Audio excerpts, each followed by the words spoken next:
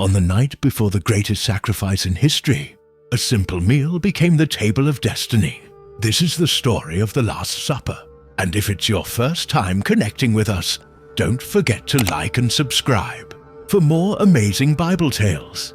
Once upon a time in the holy city of Jerusalem, the feast of Passover was near.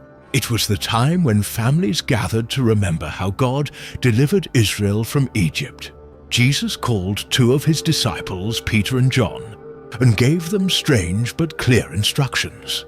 Go into the city. You will meet a man carrying a jar of water. Follow him. He will take you to a house. Say to the owner, the teacher asks, "Where is my guest room? There I will eat the Passover with my disciples." They went, and everything happened exactly as Jesus said. The owner of the house led them upstairs to a large upper room, furnished and ready. That evening, as the sun began to set, Jesus and his 12 disciples entered the upper room. Oil lamps flickered. The table was low, surrounded by cushions. Plates of bread, bowls of herbs, roasted lamb, and wine stood ready. The disciples spoke softly, some smiling, some worried.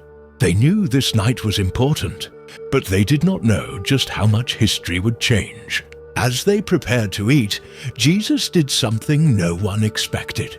He took off his outer robe, tied a towel around his waist, and poured water into a basin. Then, the Master, the Son of God, bent down to wash the dusty feet of his disciples. One by one, quietly, lovingly.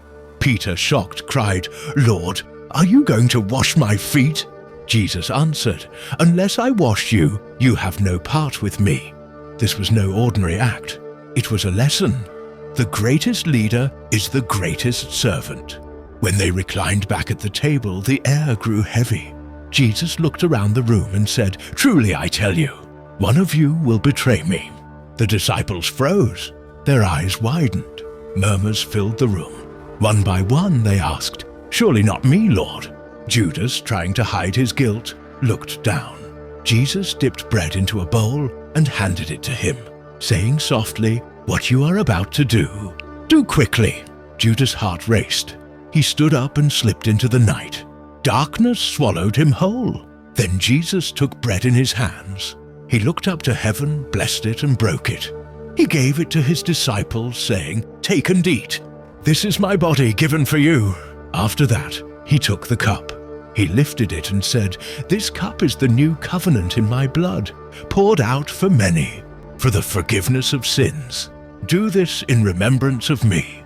They drank, not yet understanding the depth of his words. This was the beginning of what we now call Holy Communion. Jesus looked at his disciples with love, but also with sorrow. He said, "You will all fall away tonight. The shepherd will be struck, and the sheep scattered." Peter, bold as always, declared, "Even if all fall away, I never will."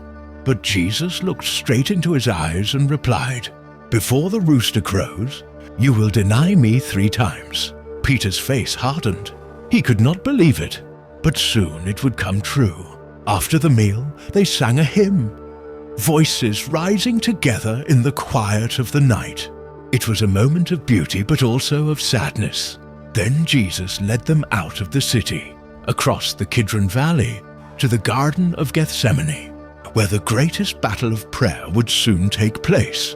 The Last Supper teaches us that true love is sacrifice. Jesus showed humility by washing feet, love by breaking bread, and courage by facing betrayal. It reminds us that no matter how dark the night, God's plan always shines brighter. Now tell me, if you were at that table, would you have stood firm with Jesus? Or would fear have made you run? Tell me in the comments. You don't forget to like, share, and subscribe.